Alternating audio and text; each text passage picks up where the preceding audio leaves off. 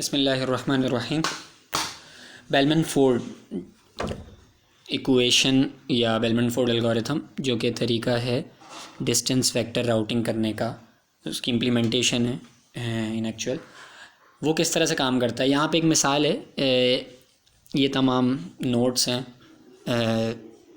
जहाँ से जहाँ डेटा पहुँचाने की कॉस्ट जो है वो एजेस के ऊपर लिखी हुई है। यू से हम वी पर 2 की कॉस्ट पे जा सकते हैं। ये पूरा एक ग्राफ हमारे सामने मौजूद है। अब अगर डिस्टेंस वेक्टर राउटिंग करनी है तो सबसे पहले तो ये बात याद रहनी चाहिए कि वो एक लीस्ट कॉस्ट लविंग एल्गोरिथम है जो कि सबसे छोटे रास्ते को हमेशा चाहता है, लीस्ट कॉस्ट पाथ को हमेशा ढूंढता है। और क्योंकि वो एक डिस्टेंस वेक्टर एल्गोरिथम है और लिंक स्टेट नहीं है, लिंक स्टेट एल्गोरिथम तो ग्लोबल नॉलेज रखता था, लेकिन distance vector algorithm global knowledge नहीं रखता। तो अगर u की हम बात करें तो u को सिर्फ v और x और w जो कि इसके डायरेक्ट नेबर्स हैं, जिनके ऊपर ये डायरेक्टली जा सकता है, इनकी नॉलेज होगी। बाकी सबका इसको पता होगा कि इन तक डेटा पहुंचाने के लिए मुझे कितनी कॉस्ट लग रही होगी, लेकिन इन तक डेटा मैं किस किस से होते हुए पहुंचाऊंगा ये पूरा ये नहीं जानते होंगे। इन यू की टेबल में ये पूरा नहीं मौजूद होगा कि मैं z तक डेटा किस तरीके से पहुंचाऊंगा। बस उसको ये पता होगा कि मैं z तक इतनी कॉस्ट में डेटा पहुंचा सकता हूं अपने इस वाले नेबर के थ्रू। जैसे कि ये बोल देगा कि भाई मैं w वाले नेबर के थ्रू z तक 5 + 5 10 कॉस्ट में डेटा पहुंचा सकता हूं। या फिर ये बोल देगा मैं x के थ्रू 1 2 एंड 2 to 4 के थ्रू मैं z तक डेटा पहुंचा सकता हूं। और इसमें से जो लीस्ट कॉस्ट होगी वो सिलेक्ट हो जाएगी और वो टेबल में लिख दी जाएगी, वो राउटिंग टेबल के अंदर राउटिंग टेबल का हिस्सा बन जाएगी। अच्छा, अब बेलमैन फोर्ड एल्गोरिथम की जो इक्वेशन है, बेलमैन फोर्ड इक्वेशन वो कुछ ऐसी है कि अगर मुझे u से z पे जाना है तो distance from u to z is equal to, अब u डायरेक्टली z तक नहीं जा रहा, u v तक जा सकता है, तो इसका मतलब cost from u to v plus u v तक चले जाएगा, फिर इसमें कॉस्ट ऐड हो जाएगी जो v z तक जा रहा है जिस तरह, यानी distance from v to z। ये तो एक पॉसिबिलिटी है।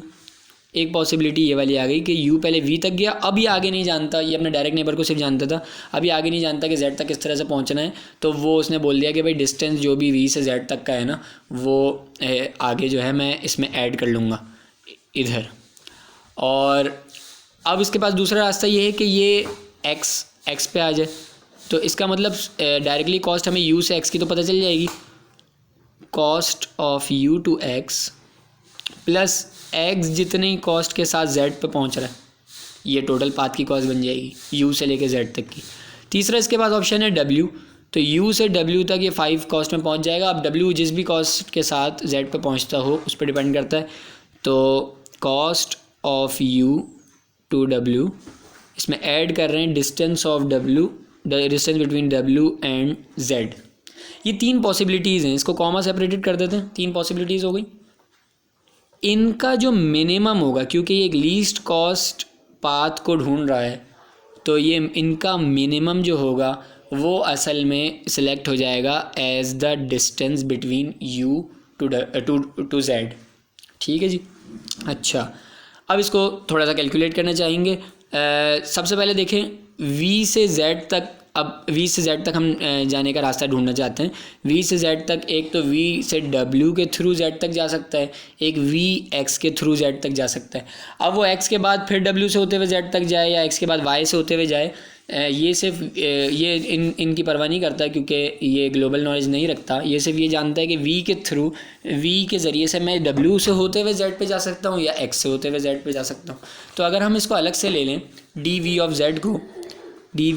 z को अगर हम अलग से ले लें, तो ये भी बोलता है कि भाई मुझे मिनिमम पाथ चाहिए जिसमें से मेरे पास 2 ऑप्शन है, या तो मैं v हूँ अगर, तो मैं x के थ्रू z तक चले जाऊँ, तो उसमें इन्वॉल्व होगी मेरी कॉस्ट, जिसमें मैं v से x तक जा रहा हूँ फर्स्ट ऑफ ऑल, और उसके बाद ऐड हो जाएगा उसमें कि x कितनी कॉस्ट के साथ z पे जाता है। एक पॉसिबिलिटी ये होगी। दूसरी पॉसिबिलिटी ये है कि भाई मैं v हूँ तो मैं w से होते हुए z तक जा सकता हूँ। तो w तक जो मेरी कॉस्ट है, यानी cost of v to w, cost of v to w, और इसमें ऐड हो जाएगा w कितनी कॉस्ट के साथ z के ऊपर जा रहा है। ये दो ही पॉसिबिलिटीज़ हमारे सामने मौजूद हैं। ठीक है, अब ये v से लेके z तक जाने का डिस्टेंस इसके ज़रिए से हम कैलकुलेट कर सकते हैं।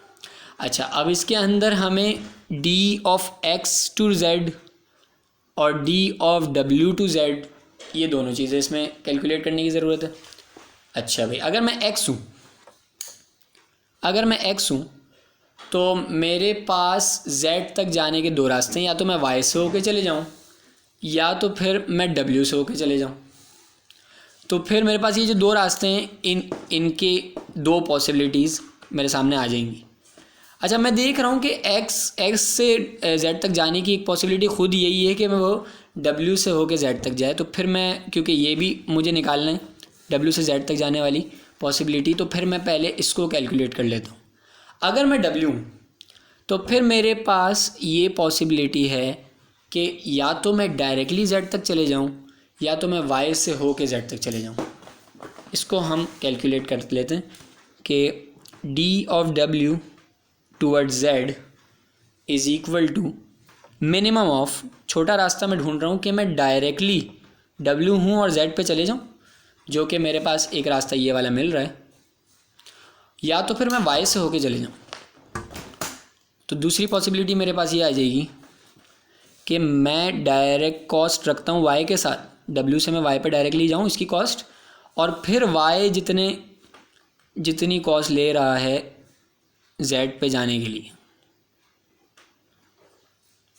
अच्छा जी, अब इसको मैं इजीली सॉल्व कर सकता हूँ क्योंकि cost of w to z मुझे पता है, cost of w to z 5 है और cost of y to z जो है मेरे पास 2 है।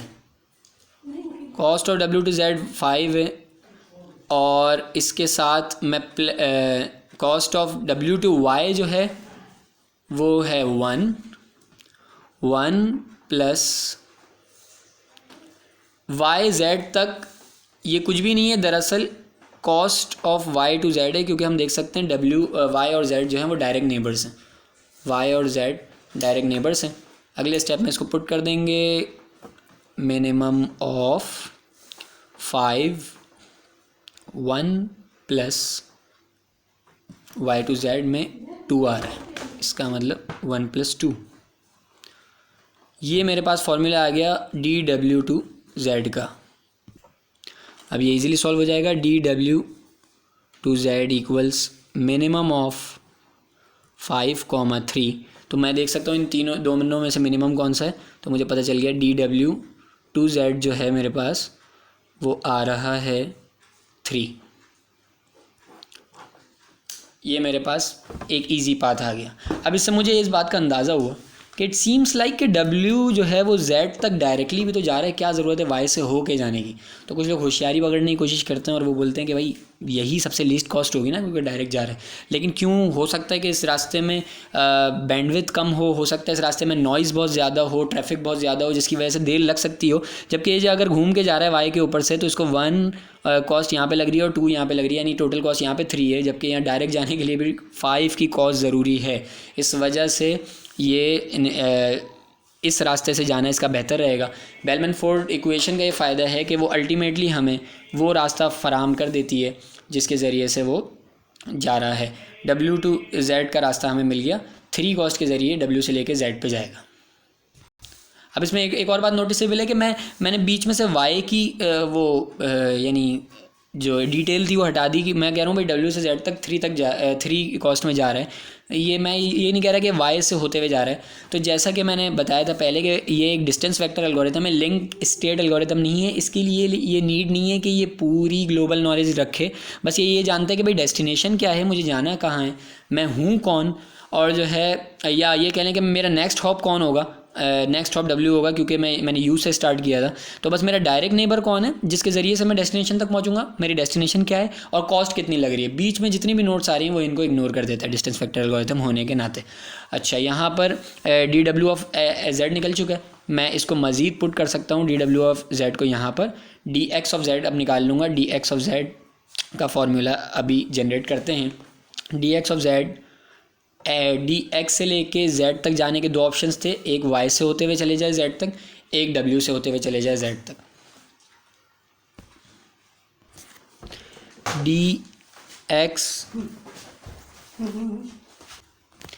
DX थ्रू Z का फॉर्मूला है, दो पॉसिबिलिटीज़ हैं, उनका मिनिमम लेंगे। एक तो Y से होते हुए चले जाए, इसका मतलब पहले X से Y पे जाए, इसकी कॉस्ट इसमें ऐड हो जाएगा कि भाई Y तुम कितनी कॉस्ट के साथ जा रहे हो Z के ऊपर, एक पॉसिबिलिटी ये हो गई। और दूसरी पॉसिबिलिटी X Y के थ्रू चला गया और X W के थ्रू चला जाएगा, यानी cost of X to W। और भाई W तुम कितनी कॉस्ट में Z तक जा रहे हो। अच्छा, इसमें से मैंने DW ऑफ Z तो निकाल लिया, DW टू Z निकाल लिया है, DW टू Z, और DY टू Z भी मेरे पास मौजूद है डायरेक्टली, क्योंकि Y जो है सबसे कम कॉस्ट में Z पे डायरेक्टली जाता है, वो 2 की कॉस्ट से जाता है। इसको मैं पुट कर दूंगा simply.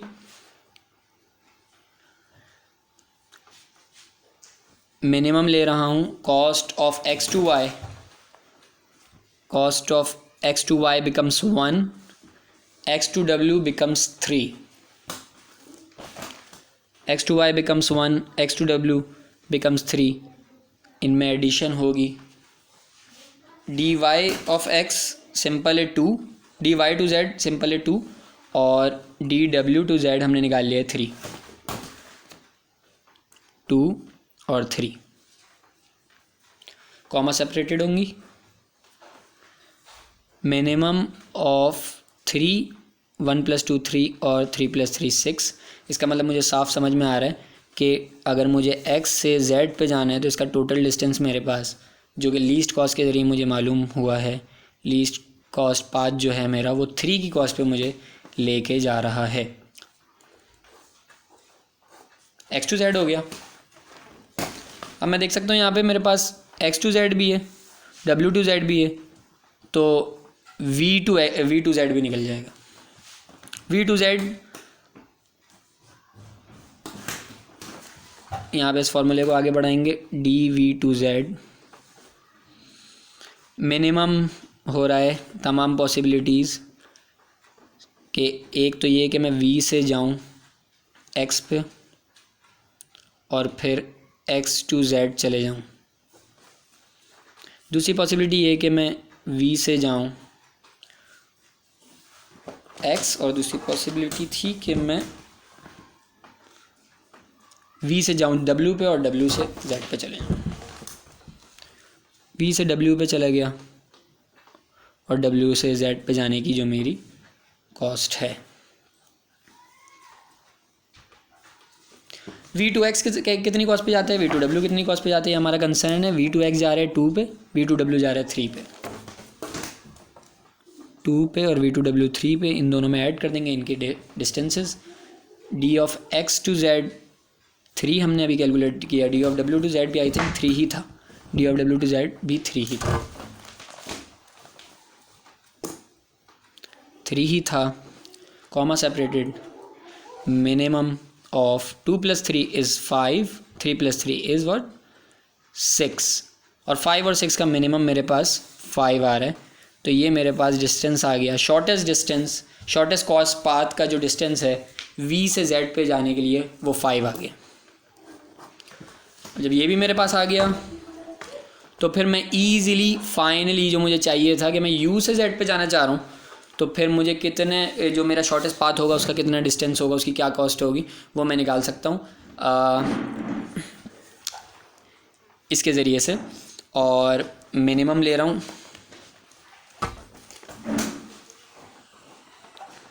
From U, from U to Z minimum of,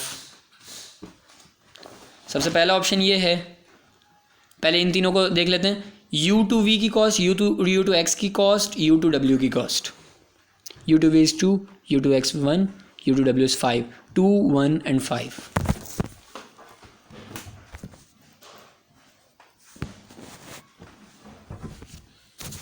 okay, 2, 1 and 5 ये डायरेक्ट नेबर्स की कॉस्ट आ गई। फिर इनकी जो मज़ीद आगे की फर्दर जो वैल्यूज़ हमने निकाली हैं उनको इनके साथ ऐड कर लेंगे। u to v to z, x to z, w to z। v to z is, v to z is 5 from here, x to z is 3 from here, and w to z is 3 over here।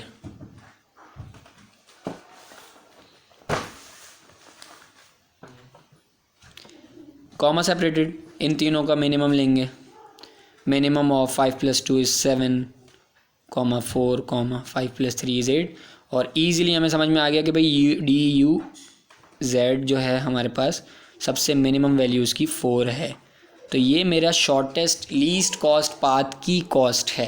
तो इसका मतलब जो routing table बनेगा उसमें जो you वाली node का जो राउटिंग टेबल होगा उसकी जो डेस्टिनेशन जेड लिखी हुई होगी, डेस्टिनेशन जेड जो लिखी हुई होगी उसमें मैं ईजिली जाके लिख सकता हूँ कि भाई मेरे पास कॉस्ट 4 की रिक्वायर्ड है, 4 कॉस्ट पे मैं जेड तक पहुँच सकता हूँ। और नेक्स्ट हॉप मैं वो लिख दूँगा कि जो वैल्यू मुझे लीड कर रही है, जो कि मुझे यहाँ से इजीली पता चल सकती है कि अगर मुझे डी से यू से जेड पे जाना है तो मुझे जो सबसे ज़्यादा फेवर किया है जिस वैल्यू ने वो थी वैल्यू नंबर 2, क्योंकि मैंने अभी यहाँ पे देखा है कि मेरी वैल्यू नंबर सेकंड वैल्यू ने मुझे हेल्प किया है सबसे ज़्यादा। तो इसका मतलब वो जो सेकंड वैल्यू थी जो कि u टू x जाने की थी, पहले u से x पे जाओ और फिर x से z का डिस्टेंस सबसे छोटा है, तो ये वाला पाथ u से x वाला और फिर ये x मुझे y के थ्रू z पे लेके गया। इसने 1, 2 और 2 to 4, इसने 4 की कॉस्ट पे मुझे ले गया। तो इस वजह से नेक्स्ट हॉप में मैं x लिखने वाला हूँ कि x मेरा वो डायरेक्ट नेबर है कि जिसके मैं हवाले कर देता हूँ अपना मैसेज, वो सबसे शॉर्टेस्ट पाथ के ज़रिए से मुझे मेरे मैसेज को z तक पहुँचा देगा। तो इस वजह से यहाँ पे नेक्स्ट हॉप के तौर पे कॉस्ट के तौर पे 4 आ गई, नेक्स्ट हॉप के तौर पे मेरे पास x आ जाएगा और ये टेबल होगा u का। तो ये इस तरह से डिस्टेंस वेक्टर एल्गोरिथम काम करता है। बेलमैन फोर्ड इक्वेशन के ज़रिए से ये सॉल्व होती है, कंप्यूटराइज होता है सारा, क्योंकि ये एक क्योंकि ये एक डायनामिक वो है राउटिंग प्रोटोकॉल, और डायनामिक राउटिंग प्रोटोकॉल्स खुद से लर्न करती हैं। इसमें फिर किसी भी लिंक डाउन होने की सूरत में हमें दोबारा से पूरी इन्फॉर्मेशन फीड नहीं करनी पड़ती, बल्कि ये खुद से अपने अंदर ही ये कैलकुलेशन सारी की परफॉर्म करने के बाद ये सॉल्व कर लेता है और फिर एक नया शॉर्टेस्ट पाथ मालूम कर लेता है। Thank you very much.